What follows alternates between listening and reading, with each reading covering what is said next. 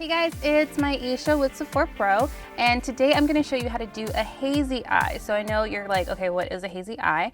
So you've probably seen it, but you just don't know exactly what you're looking at. It's more of a diffused sort of burst of color around the eye. It tends to get smoky because a lot of times you're using a smudgy sort of black liner on the lash line, but as far as the color goes, like I have this nice red wrapped all the way around my eye, and I would say that's the key to get it to not look so perfect. It's a little bit more relaxed, has more of a cool factor.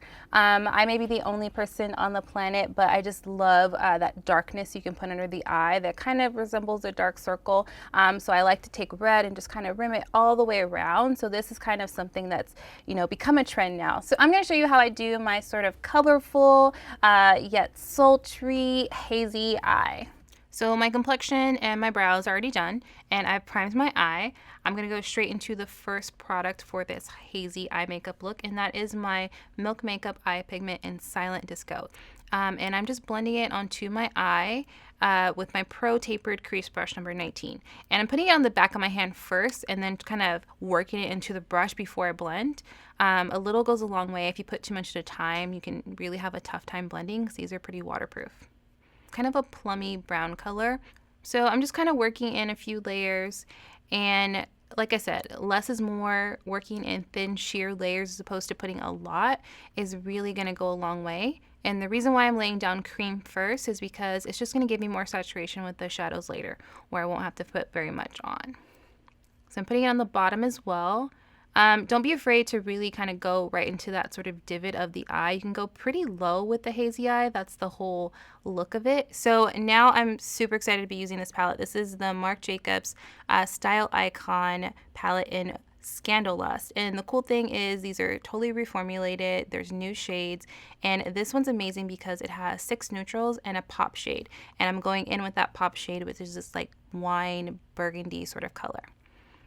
I'm using the same brush, and I'm just sort of blending my crease a little higher, a little wider out, because remember, I want to diffuse this out and pretty much raise it up to almost my brows. If you have smaller eyes, you can go more horizontal. I'm going more vertical just because I have a lot of space there. And I'm laying down a lot of the pigment, and then I can go in with a second clean brush. You can use the same brush. This one's pretty similar. This just is what I have in my makeup bag, and this is the Pro Blending number 27 brush.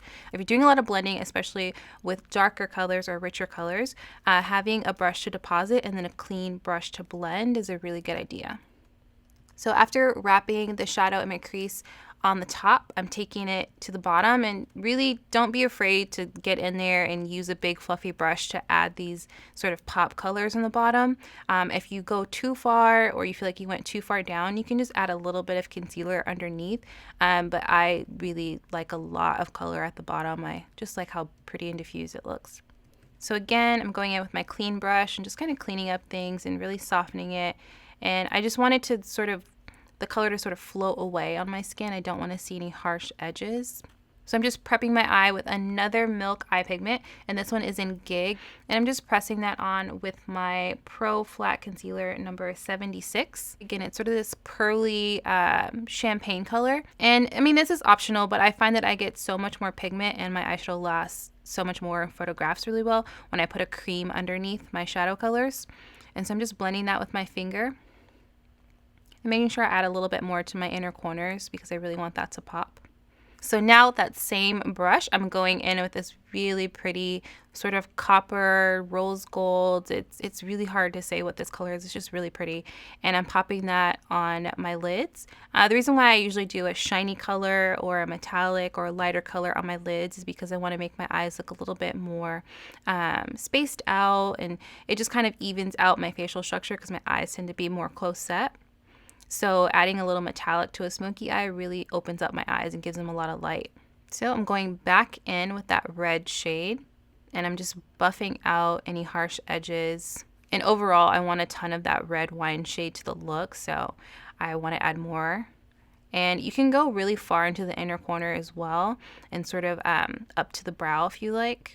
So I'm still using my crease brush, and this is a Pro Blending brush number 27. You can use any one. If you find that your brush gets too saturated where you're just adding more product and not blending, just wipe it off. So as you're blending in the crease, you can kind of wrap underneath the eye too, just to kind of make everything nice and cohesive.